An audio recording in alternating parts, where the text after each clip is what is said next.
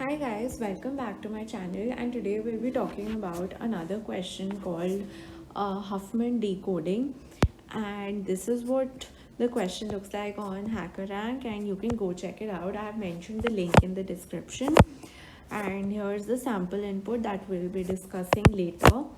So before that, here's a brief overview of what Huffman coding is.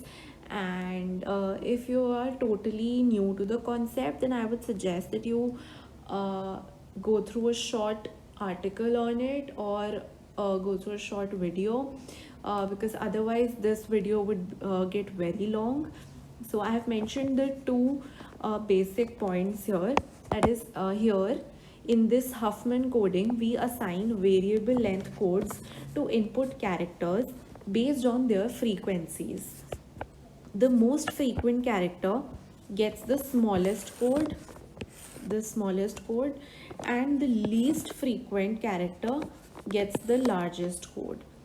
So let us now look at the code. Before that, I hope it's clear that when the input has 1, we traverse the right side of the tree, uh, and when the input has 0, we traverse the left side of the tree. This is a part of the Huffman coding concept. And now in this question, we will be decoding the string that is encrypted using Huffman coding, and that's why the question says Huffman decoding. So let's now look at the code. So void decode, this is a function. These are the two parameters that will be passed, that is the root of the tree, and the string. So we'll be making another string, that is string s1. Note, this is another pointer which will be pointing to the root. So current, node star current is equal to root. Now we have a for loop running. So for int I equals to 0, I less than s dot length, I plus plus. So I less than s dot length, as in it will be traversing the entire string provided by the user. And now if si equals 0, then obviously, as I mentioned earlier, we'll be traversing the left side of the tree. Otherwise, si will be equal to 1, and we'll be traversing the right side of the tree. After that, we have our another second if condition, that is if current is not equal to null, that is current exists, and current left equals null, and current right equals null, that is it exists but it does not have any children, it's a leaf node. Then in that case, we will simply print its data, and once the data is printed, we will reset our current back to the root. So this is what these two steps are, and I hope this was clear. And let's now look at the dry run for better understanding. So this is the sample input which is given to us, and so in the input we will be getting two things, that is one will be the tree, and the second thing will be this string which you can see. Let me number the indexes. 1 second. I'll just use this. 1, 2, 3, 4, 5, and 6. So let's now get started with the dry run. So initially I is equal to 0 and current is equal to root. So root here is 5. After that, the 0th index is 1. So we will be traversing. So we, as you can see from this code, we will be traversing the right side.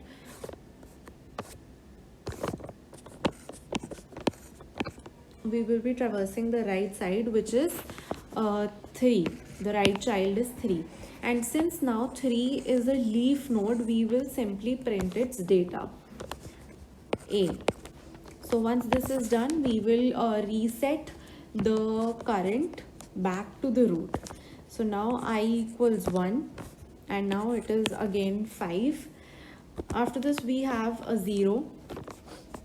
So we since 0 is the input, now we'll be traversing the left side. So now current equals 2. Since the second if condition is not satisfied, that is, it's not a leaf node, so the second if condition is not satisfied. Now the for loop will be again implemented. So now I is equal to 2, I equals 2, and the second index is again 0. So now we will be checking for the left child of 2, which is 1. So now we write 1 here. So this is our current. So now the second if condition will be satisfied, that is 1 is a leaf node. So now we will print its data and reset our current back to the root. So I is now equal to 3, that is we are on the third index of this string. So we are on the third index and I is 5 again. Current is 5 again. So now third index is 1. So the right child of 5 is 3. And since it's a leaf node, we will print its data and reset it back to 5. So I is now equal to 4 and current is 5. Fourth index is 0. So it's going to be 2. Since it's not a leaf node, I will be incremented to 5. And now fifth index is 1. So from 2, when the input is 1, we will go to the right child, which is 1. And since this is a leaf node, we can say we will print its data. And now once that is done, current will be reset to 5. So now I equals to 6 and current is reset to 5. And from there we get input as 1.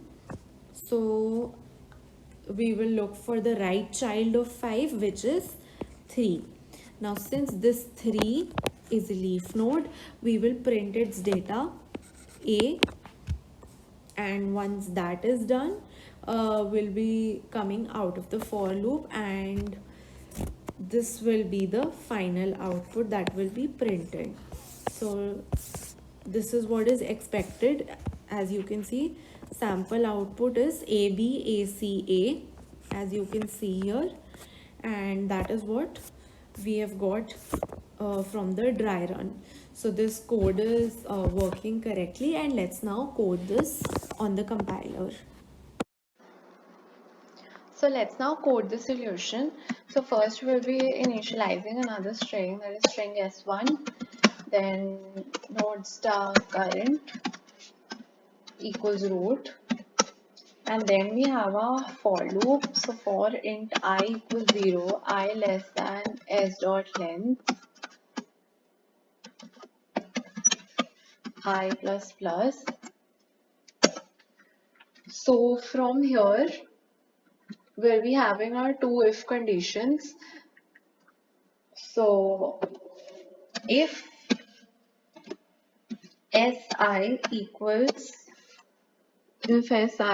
equals equals 0, then in that case we'll be traversing the left side. So current equals current left, else current equals current right. Now we have a second if condition where we'll be checking if it's a leaf node or not. So if okay, if current not equal to null and current left equal to null, current right equal to null, cout current data, and once we've printed the data, we'll simply reset current equals root. So let's now run this code. Okay, so I made a mistake here. Semicolon. See, it won't run. Let's run it again.